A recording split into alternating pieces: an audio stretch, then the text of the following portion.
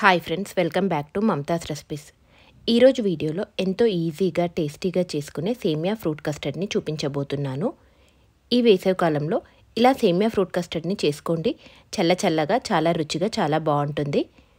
మరి ఆలస్యం చేయకుండా ఇప్పుడు ఎలా చేసుకోవాలో చూద్దాము. ముందుగా స్టవ్ ఆన్ చేసి ప్యాన్లోకి 1 టీ స్పూన్ నెయ్యిని వేసుకోండి. ఇందులోకి అరకప్పు సేమియాని తీసుకొని బాగా ఫ్రై చేయండి. మంటని మీడియం ఫ్లేమ్లో పెట్టి ఇలా సేమియాని కలుపుతూ మంచి కలర్ వచ్చే వరకు ఫ్రై చేయండి.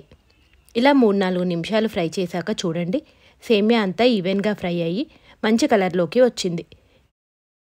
ఇప్పుడు ఇందులోకి 1 కప్పు వేడి నీళ్ళని తీసుకొని ఒకసారి కలిపి మంటని మీడియం ఫ్లేమ్లో ఉంచి సేమియాని ఉడికించండి. సేమియా ఉడికేలోపు మరొక గిన్నెలోకి పాలను తీసుకుందాము. ఇక్కడ సేమియా కస్టర్డ్ని చేయడానికి టోటల్గా 1 లీటర్ పాలను తీసుకుంటున్నాను. ఇప్పుడు గిన్నెలోకి అరకప్పు పాలను తీసుకుందాము. ఈ పాలని మనం కస్టర్డ్ పౌడర్ కలపడానికి తీసుకుంటున్నాము.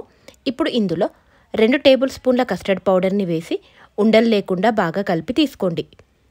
ఇక్కడ నేను వెనీలా ఫ్లేవర్ కస్టర్డ్ పౌడర్ని తీసుకుంటున్నాను. మరో పక్కన సేమియా కూడా సగం వరకు ఉడికింది. ఇలా ఉడికిన తర్వాత ఇందులోకి పాలను తీసుకుందాము. మీరు కావాలంటే సేమియాలో నీళ్లు వేయకుండా ఫస్ట్ పాలు వేసి అయినా ఉడికించవచ్చు. లేదా ఇలా సగం వరకు ఉడికించి తర్వాత పాలు వేసి అయినా ఉడికించవచ్చు. ఇలా పాలను వేసి బాగా మరిగించండి. ఇలా పాలు మరగడం స్టార్ట్ అయ్యాక ఇప్పుడు ఇందులోకి తీపికి సరిపడా పంచదారని తీసుకుందాము. మనం తీసుకున్న క్వాంటిటీస్కి అరకప్పు పంచదార అయితే కరెక్ట్గా సరిపోతుంది. స్వీట్ ఎక్కువగా తినే వాళ్ళైతే మరో 2 టేబుల్ స్పూన్ల పంచదారని వేసుకోండి. పంచదారని వేసుకొని బాగా కలిపి 2-3 నిమిషాల పాటు పంచదార కరిగే వరకు మంటని మీడియం ఫ్లేమ్లో ఉంచి మరిగించండి. ఇలా పంచదార కరిగిన తర్వాత ఇందులో మనం ముందుగా కలిపి పెట్టుకున్న కస్టర్డ్ పౌడర్ని తీసుకొని మరోసారి బాగా కలిపి ఇందులోకి తీసుకుందాము. ఇలా కస్టర్డ్ పౌడర్ని పాలలోకి తీసుకునేటప్పుడు మంటని లో ఫ్లేమ్లో పెట్టి బాగా కలపండి. ఇలా చేయడం వల్ల కస్టర్డ్ పౌడర్ అనేది ఉండలు కట్టకుండా పాలలో చక్కగా కలిసిపోతుంది. ఇలా కంటిన్యూస్గా కలుపుతూ మరో 2-3 నిమిషాలు ఉడికించండి. మనం కస్టర్డ్ పౌడర్ని వేసి 2-3 నిమిషాలు ఉడికించేసరికి ఈ పాలంతా కూడా కొంచెం క్రీమీగా చిక్కగా అవుతాయి. చూడండి, 2-3 నిమిషాలు ఉడికిన తర్వాత పాలు అనేది చిక్కబడ్డాయి కదా. మరి ఎక్కువగా ఉడికించామంటే ముద్దలా అయిపోతుంది. సో ఈ కన్సిస్టెన్సీ వచ్చేంత వరకు మాత్రమే ఉడికించండి. ఇది చల్లారాక మరి కాస్త చిక్కబడుతుంది. కాబట్టి ఈ కన్సిస్టెన్సీ వచ్చాక స్టవ్ ఆఫ్ చేయండి. స్టవ్ ఆఫ్ చేశాక అలాగే వదిలేయకుండా 2-3 నిమిషాల పాటు కంటిన్యూస్గా కలుపుతూ కాస్త చల్లారనివ్వండి. ఇలా చేయడం వలన అట్ట అనేది తయారవ్వకుండా మంచి క్రీమీగా సేమియా కస్టర్డ్ అనేది తయారవుతుంది. మీరు ఇదే కాస్త చల్లారాక ఇలాగే సర్వ్ చేసుకోవచ్చు.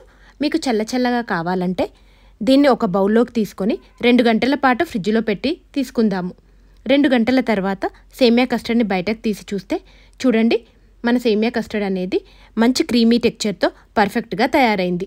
ఇప్పుడు దీన్ని సర్వ్ చేయడానికి మీరు ఇందులో కట్ చేసుకున్న ఫ్రూట్స్ని తీసుకొని సేమియా కస్టర్డ్లో వేసి అయినా సర్వ్ చేసుకోవచ్చు.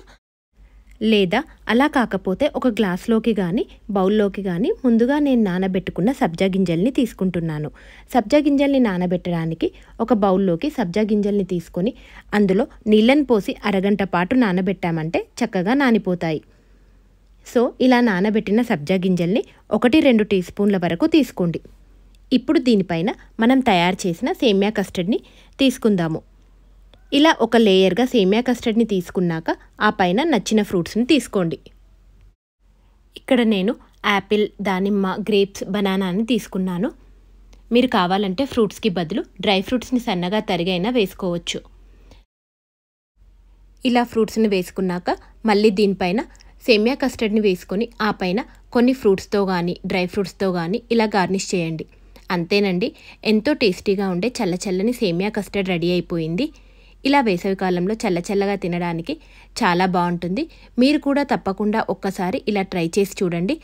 మీ ఇంట్లో వాళ్ళందరికీ చాలా బాగా నచ్చుతుంది.